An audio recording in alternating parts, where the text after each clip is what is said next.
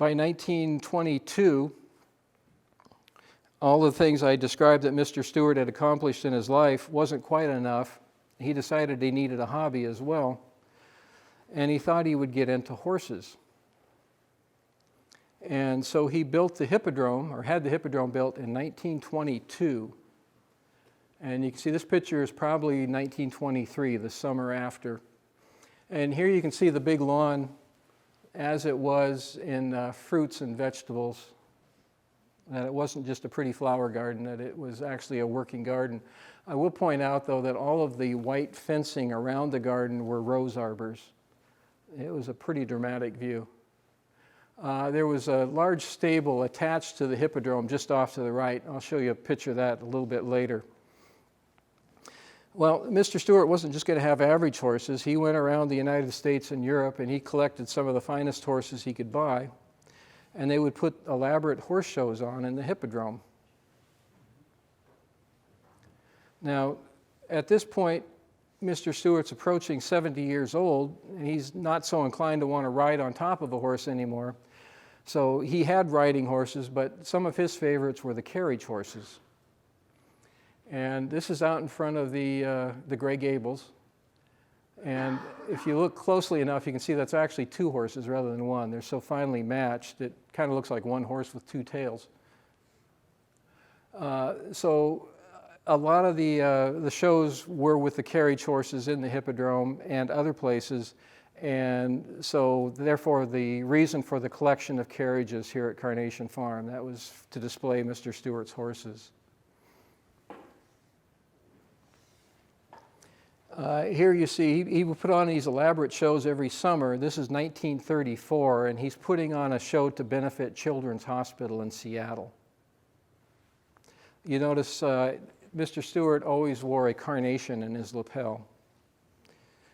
By the mid to late 1930s, I said before, he moved to Los Angeles, and he established another stable down there in Pomona. And when Shirley Temple was getting to be the hottest thing in the movies, he decided to give her a pony. I'm sure he didn't mind the publicity he got for doing that as well. But here he is presenting Shirley Temple with a pony called Little Carnation. One of the biggest tragedies in Mr. Stewart's life was he had some of his finest horses at a show in Oakland, California. I believe it was 1932-33, and during the night the stable caught fire, and he lost all of the horses that he had at that show. One of the stable hands that worked for Mr. Stewart fought diligently to save one of Mr. Stewart's favorite horses. In fact, there's a trophy that horse won that's down in the museum. You've probably maybe seen the story of that particular horse. But the fellow tried desperately to get him out of the barn, and they found their bodies the next day.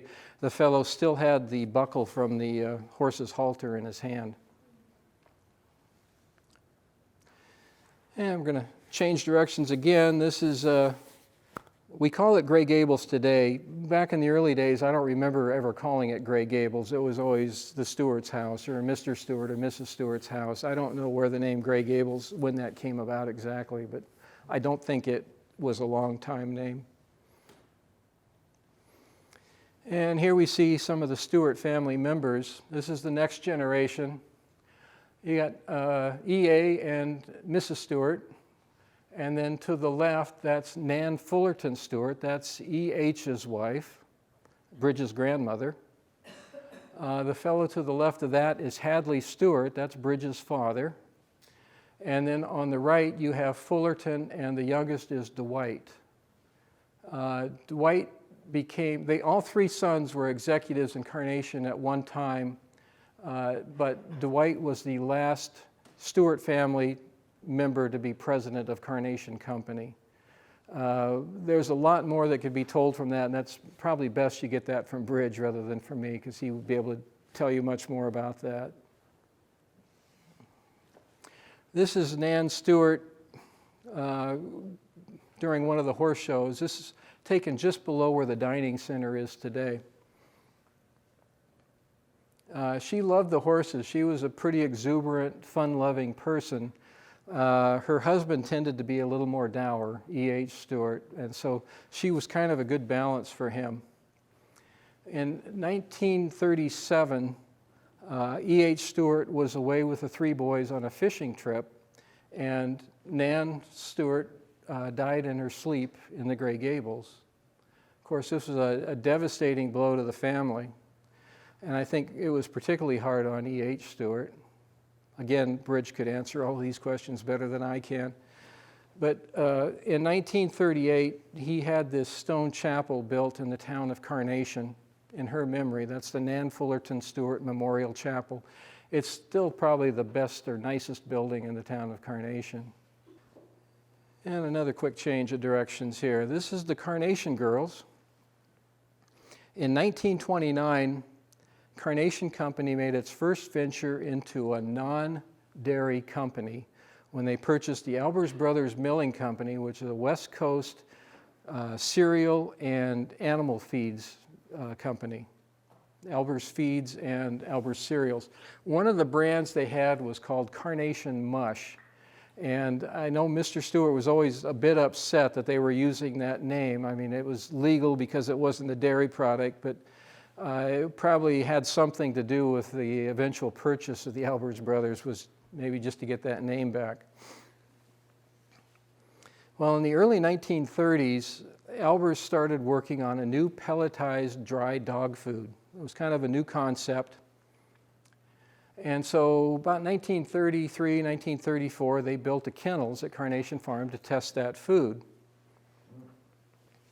And they originally were going to call it Wags, but for some reason that fell through, and they came up with the name Friskies. Like the rest of the farm, they would use the picture of the kennels in their advertising. This is a label from one of the boxes of the food. And you can see the Albers kennels at the famous Carnation Farm. Well, by this time, you had the greatest cows in the world. You had some of the best horses in the United States. Mr. Stewart wasn't going to have a bunch of mutts fitting in with that, so he insisted on well-bred, purebred dogs. And they concentrated on 3 or 4 breeds, but the main breed that they settled on was the Scottish Terrier.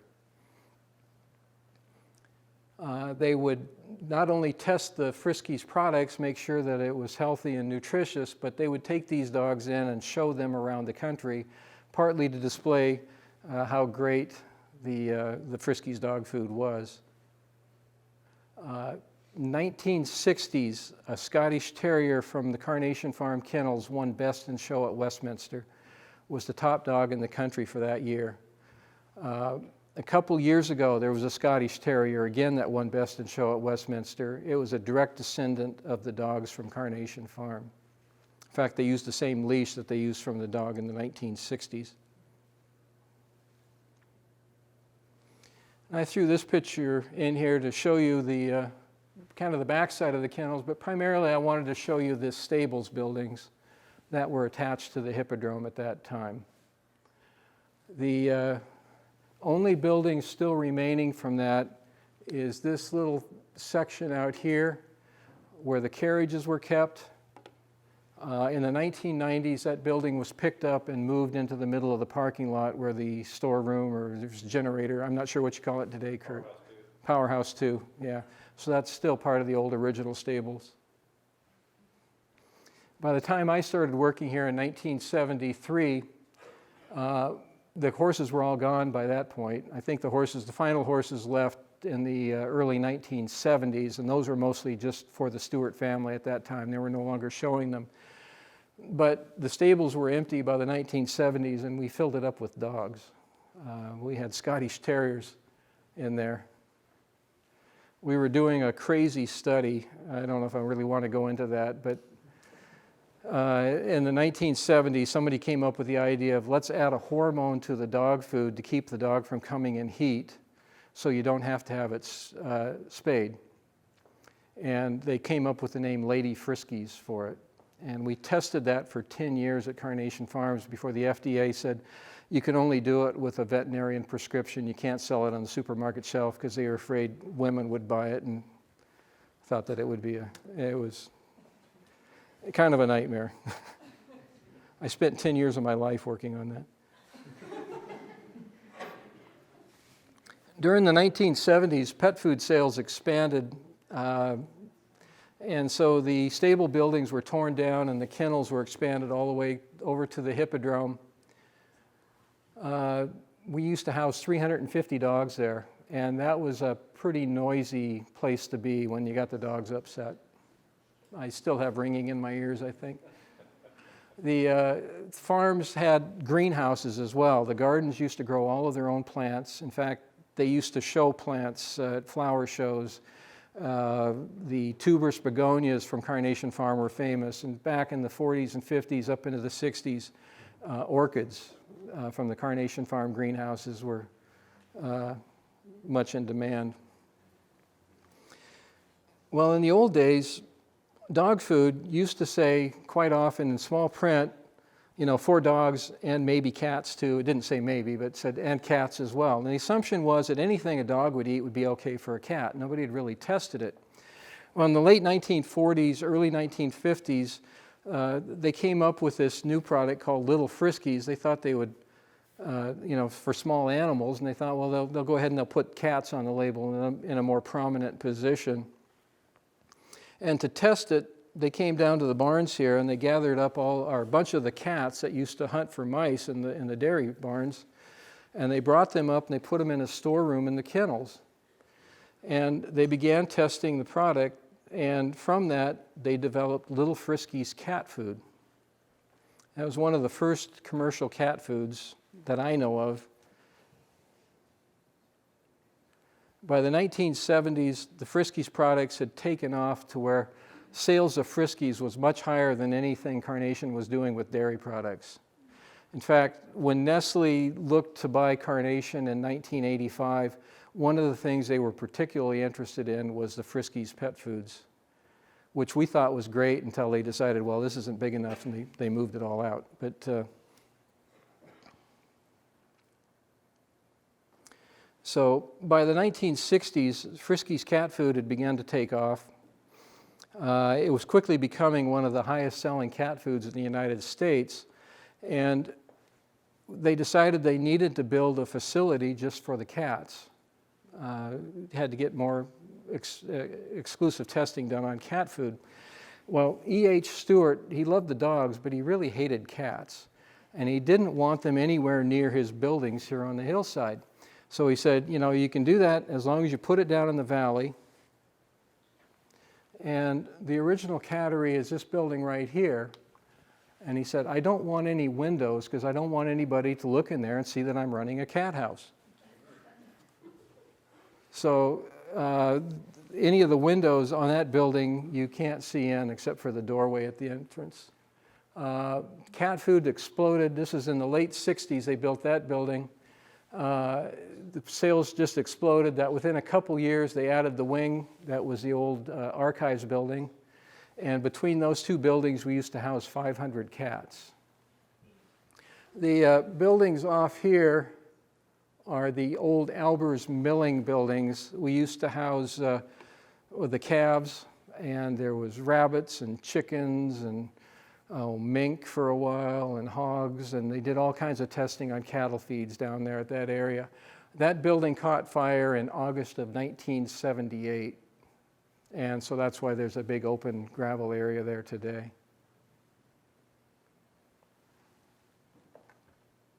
Now, building down there in the valley floor could be a challenge when you had to get there during a flood, and the valley does flood on a regular basis here.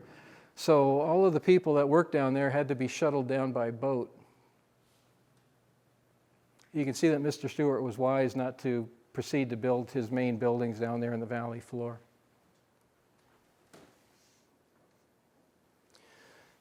We also had a huge chicken operation at one time, especially back in the 1930s and 40s, and some of the old barns were converted at that time. This was both for testing fryers and egg layers. And in the 1950s, they decided to get into the beef business as well. Artificial insemination in cattle became more prevalent in the late 1940s into the 1950s. At that time, in the 1950s, now you could keep a relatively small number of bulls of the highest quality to service all the animals that, you know, hundreds and hundreds of bulls would have been taken care of in the past. So farmers no longer kept a bull. They would just call a technician from like Carnation Genetics, which we had a large Carnation Genetics division here back in the 60s and 70s and 80s. And the technician would come out and inseminate the cow with some of the finest animals in the world. And also, you didn't have to ship bulls around the world anymore. You could just put a little ampule in a bit of dry ice and ship it off somewhere. So because they didn't have to keep all those bull calves, they thought, well, we got room. We'll go ahead and we'll put in some Hereford bulls, and we'll try and do for them, or Hereford cattle, beef cattle, try to do for them what they did for the Holstein breed. 1959 or so is when they cleared all the land on top of the hill. That used to all be trees where the milling buildings are located today and the genetics. They used to call that, when I started here, we called it Hereford Hill. E.H. Stewart tried to do the same as E.A. Stewart. He purchased the most expensive beef animal purchased up at the history of that time. This was a $56,000 bull purchased in, I believe, 1958. Still about $50,000 less than E.A. Stewart paid some 40 years before for his $106,000 bull. And, well, the fellow on the left doesn't seem very happy. I think maybe he just found out he could have got a heck of a lot more for it. He was the previous owner. E.H. Stewart is standing next to him, and then just to his right is Evelyn Stewart. E.H. Stewart finally remarried in 1945. Evelyn had two daughters, Betty and Ann.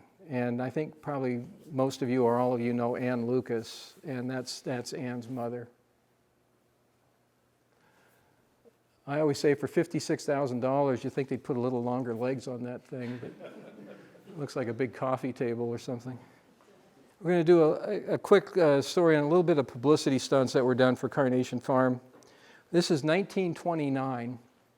This is 2 years after Lindbergh flew across the Atlantic Ocean. Aviation was all the rage in the country. And E.A. Stewart was building a new condensery in Schulenburg, Texas. It's not too far. It's between Houston and Austin, I believe. And when Mr. Stewart would build a condensery, quite often he would send a bull from Carnation Farm to help the farmers in that area get a start producing better animals. And it was a real advantage to get a bull, like I say, from Carnation Farm. So they shipped this bull back to Wisconsin, and then they put him on this airplane, and that's a number of Carnation executives in the back there. And here they are loading them up on the plane. It's kind of a scary bit. I don't know if that's the bull or the Carnation executives. They're trying to get on there, but you notice the fellow on the left in the white coveralls, he's the pilot. And then you see another guy in white coveralls, he's all covered with grease. Well, he was the flight mechanic. And back in those days, they didn't have long, nonstop flights. What they did is they took off from the Chicago area, they flew to Moline, Illinois. Then the mechanic would get out and he'd re-lubricate the engines and he would fill it up with gas. From Moline, they flew to Kansas City. Same thing happened again. Then from Kansas City to Oklahoma City. They spent the night in Oklahoma City. No radios. They couldn't fly at night those days. Next day, they get up and they fly from Oklahoma City down to Dallas, and I don't know where all they landed. And a lot of people wanted to come and see the flying bull, they called them at that time. Here's a little better view of the plane. And when they got to Texas, a large crowd met the plane at the airfield. Of course, they didn't have radios. I think they were several hours late coming in. Nobody knew where they were at that time. But when they finally came in, they met the bull at the airport or the airfield. They loaded him up on a float, and they had a parade going through town. And at the end of the parade, they put him on a grandstand, and the governor of Texas was there to welcome the brand new Carnation bull to Schulenburg, Texas. So just to give you an idea of what it meant to get a Carnation bull in those times. And this is 1963. The Space Needle was built in 1962, and a lot of people thought it was a pretty ugly building. We're so used to it today, we can't imagine Seattle without the Space Needle, but a lot of people thought that after the World's Fair in '62, it should be taken down because it was an eyesore. And some people actually referred to it as an extra large or an oversized three-legged milking stool, is what people thought it looked like. And so for a publicity stunt, Carnation Farm, in conjunction with a radio station, brought a cow up to the top of the Space Needle. And there she was milked by a disc jockey from a local radio station, and the advertisement was, cow being milked on top of the world's tallest milking stool. Old timers here, that's Buck Ritchie. He was a famous country western disc jockey in Seattle at that time. That brings us up to 1970 or so. And you see the farm looks very much the way it did when EA Stewart built it. The only major differences are the main bunkhouse had been taken down up in here. It had been taken down in the 1950s, and a new bunkhouse was built in 1947-48. And later that was converted into the shops that Fred and Michael share now. They also, because they had so many employees at that time, they took the building here, which is the office buildings now, and they converted that into a bunkhouse as well. So you had an upper and a lower bunkhouse. When I started working here in 1973, I think there was somewhere in the neighborhood of 150 people that worked on the farm in all the different departments. And there was still a number of them living in the bunkhouses and getting their meals at the mess hall. The problem was Mr. Stewart built the farm to be a state-of-the-art farm. E.A. Stewart built the farm. It was going to be a state-of-the-art farm that would be used as an example on how dairy farmers could improve their operations.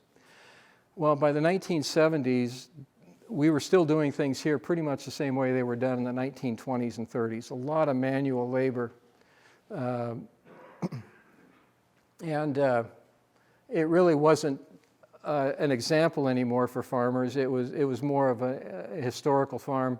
The cattle were still world class, top in the line, but the operation itself was getting pretty primitive. But E.H. Stewart, as long as he was alive, he would not allow any major changes to be made to any of the buildings that E.A. Stewart had built, his father. So E.H. Stewart passed away in 1972, and shortly thereafter they tore down some of the old barns that were inefficient. They built the modern new freestall self-cleaning barn, put in the sewage treatment plant. They built the milking parlor. It was a carousel milking parlor where the milker stood in the center and the cows actually rotated around the milker. Kind of a crazy concept. Didn't work very well. And at that time, they began to eliminate the bunkhouses.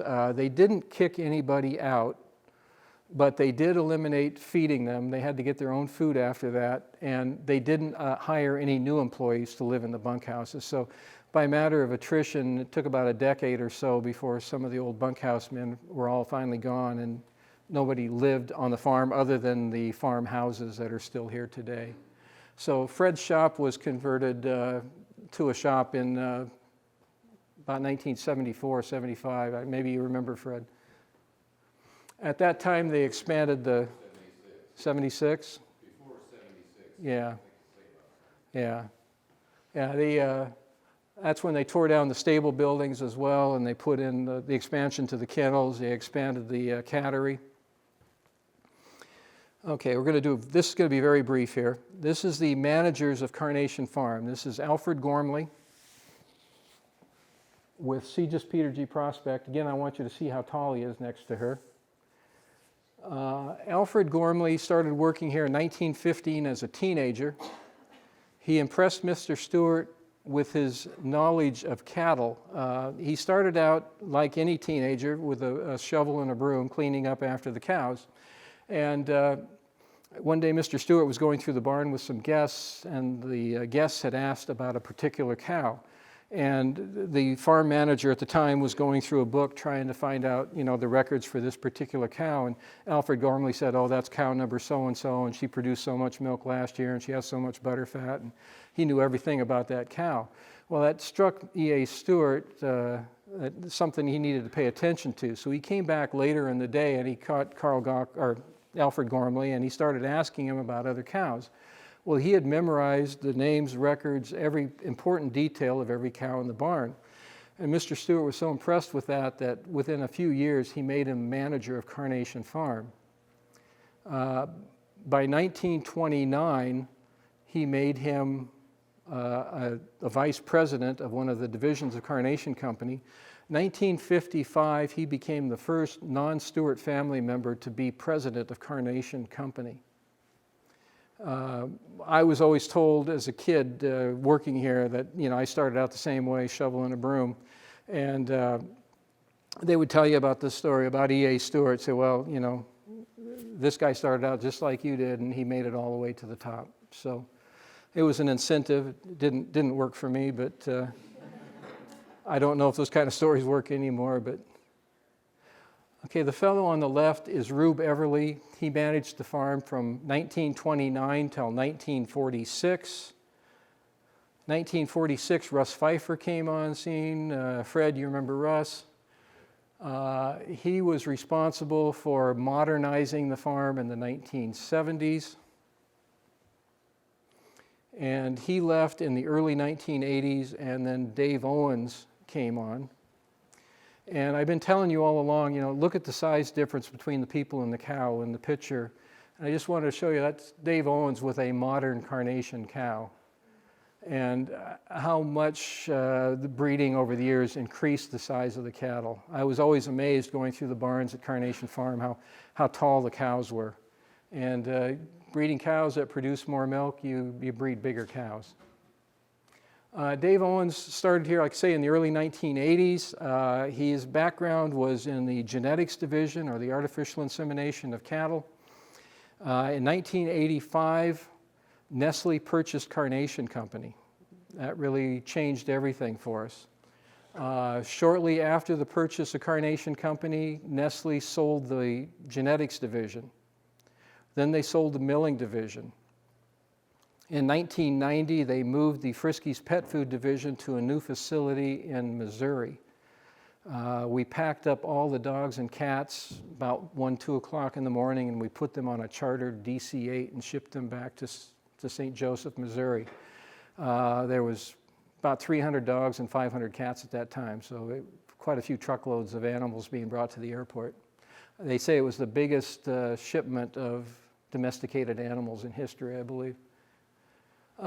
Shortly after 1990, Nestle sold the fresh milk and ice cream division of Carnation. So now we're a dairy farm, and we can't even sell our milk to a Carnation dairy. We're selling to a former competitor. So it's like we're beginning to realize, you know, what are we doing here, and what is our function, and is Nestle even going to bother to keep us? So Dave Owens fought diligently for ideas, ways that he could make us relevant to Nestle today. And so it was his idea to build a museum, to build this room here, try and turn the farm into a cultural and heritage center for Nestle in the United States and as a training facility. So it was his ideas that eventually led to the dining center up on the hill and the 2 lodge buildings. And you know, it was all just ways to try and think of some way that we could still be relevant to a modern Nestle. Dave Owens left in 2000, and in 2004, Tim Gates was the manager of the farm at that time, and he sold the last of the dairy cows. There were no more cattle left in the farm at that time. We were concentrating exclusively on being a training center. And Tim Gates, in an effort to make a little extra money, decided to open up the farm to outside groups when Nestle wasn't here. So we had Microsoft and Boeing and other groups as well. One of the groups that came was Costco. And it was from a visit of Costco that someone came up with the idea of purchasing the farm and turning it into Camp Corey. And that took place in 2008. And from that point on, you all know more than I do. So I'm going to end it there with the sun setting on 100 years of history here at Carnation Farm, and looking forward to a bright and happy future. Yeah.